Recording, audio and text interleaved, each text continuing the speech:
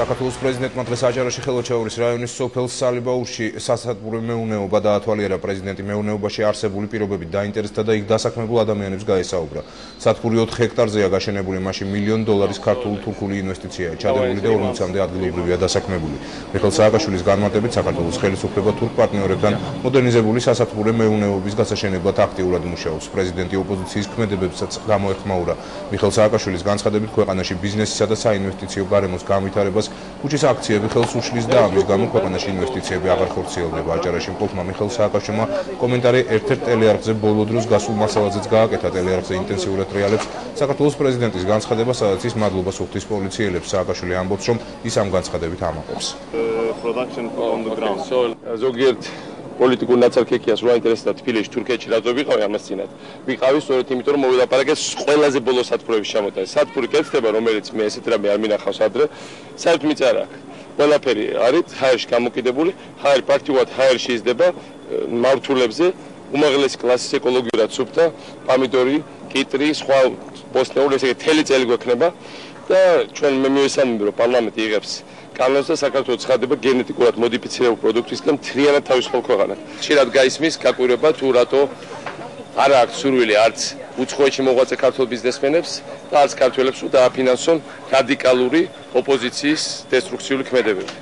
მე მინდა ყველამ გაიაზროს, რომ ყველა ბიზნესმენს უნდა პოზიტივი მშენებლობა. ყველა ბიზნესმენი რაღაცას ქმნის, აშენებს, არ ვითარებს, აი როგორც აქაურობას. არც ერთ ბიზნესმენს არ უნდა არეულობა, არც ერთ ბიზნესმენს არ სიამონებს, როცა ლოზუნგი შენი არის, არა ის, რომ მე უკეთესად გავაკეთებ რამეს, უკეთეს პროგრამას შევოგთავაზებ, უკეთესად განვითარებით, უფრო ჩქარა, უფრო ნაკლები ხელი შეშლით, არამედ როეუბნება. ყველა როეუბნება ბიზნესმენს, რომ მე დავკეტავ, დავბლოკავ, დავამთავრებ. 3D პროგრამა პოლიტიკური შეიძლება იყოს, დავბლოკავ, დავამთავრებ და ასე შემდეგ. ასე რომ, როცა შენ გაქვს 3D-სგან შემდგარი პროგრამა, დავკეტავ, დავბლოკავ, დავამთავრებ. იქ ფული არ წამოვა. თუ შენ ეუბნები როგორ განვითარდები, იქ ალბათ დაეხმარებიან. ამას ეხლა ერთ-ერთი ოპოზიციური არხი ისტორიულად ატრიალებს ამ ჩვენ ძველ 90-იან წლების გამოსვლას, სადაც მადლობას ეუბნები საქართველოს პოლიციას, პოლიციელის ოჯახს, რომელიც დაიღუპა. როგორ დიდ კომპრომატს. და მე მინდა უთხრა ამ ჩვენ ოპონენტებს. მე არა მხოლოდ არ მწხვენი ამ გამოსვლით, მე ვამაყობ იმ მოსვლით. იმიტომ რომ ჩაოულებრივი პოლიციელი, ჩაოულებრივი ჯარისკაცი ის ემსახურება თავის ქვეყანას ყველა დროში.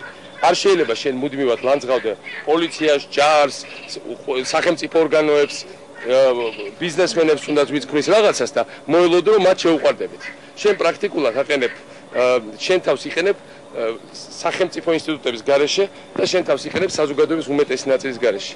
ამიტომ მე მინდა ყველას მოუწოდოთ, თავი დავანებოთ ამას დესტრუქციულ ქმედებებს, იმიტომ რომ ჩვენ უკვე მაგიტო დედაქალაქში ყოველი მეათე სამუშაო ადგილი დავკარგეთ აი ამ ქუჩების გადაკეტვის და ამის დაპირების შედეგად. საქართველოს ახლა ჭირდება არა ხელის შეშლა. საქართველოს ყველამ უნდა ვიცნოთ, როგორც არ მოგწონს ერთმანეთი, როგორ შეუწყოთ ხელს ჩვენი ქვეყნის განვითარებას, ფეხზე დაყენებას და აი ესეთი პროექტების შექმნას.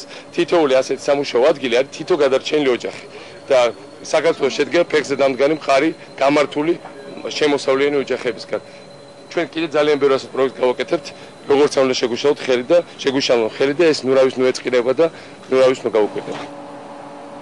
მიხეილ სააკაშვილმა სამართალდამცავებს მადლობა ჯერ კიდევ პარლამენტის წევრობისას გადაუხადა. ეს განცხადება საქართველოს ახლანდელმა პრეზიდენტმა 1999 წელს გააკეთა. აღნიშნული კადრები მოამბის არქივში ინახება.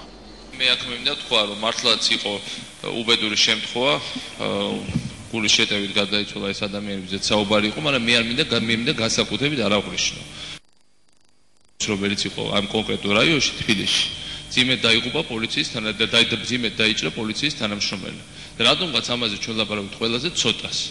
და მიუხედავად ამ ძიმე პრობლემებისა, ჩვენმა პოლიციამ, სამართალდამცავ ორგანოებმა გააკეთეს გამოიჩინეს ნამდვილი გმირობა.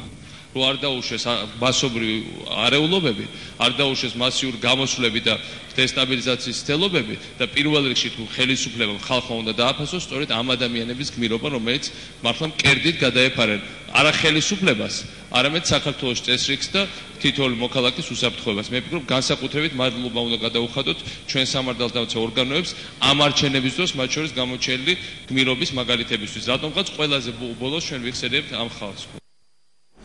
პრეზიდენტმა დღესვე ბათუმის ნავსადგურში მდგომი ფრანგული სამხედრო ხომალდი მონტკალმი დაათვალიერა და გემის ხელმძღვანელობას გაესაუბრა. მიხეილ სააკაშვილი ხომალდის ტექნიკური აღჭურვილობითაც დაინტერესდა. სამხედრო გემი ბათუმის პორტში უკვე მეორე დღეა იმყოფება, დაგეგმილია ერთობლივი წვრთნებით. ვიზიტი მეგობრულ ხასიათს ატარებს. მონტკალმი საქართველოს ტერიტორიულ წყლებს ხვალ დატოვებს.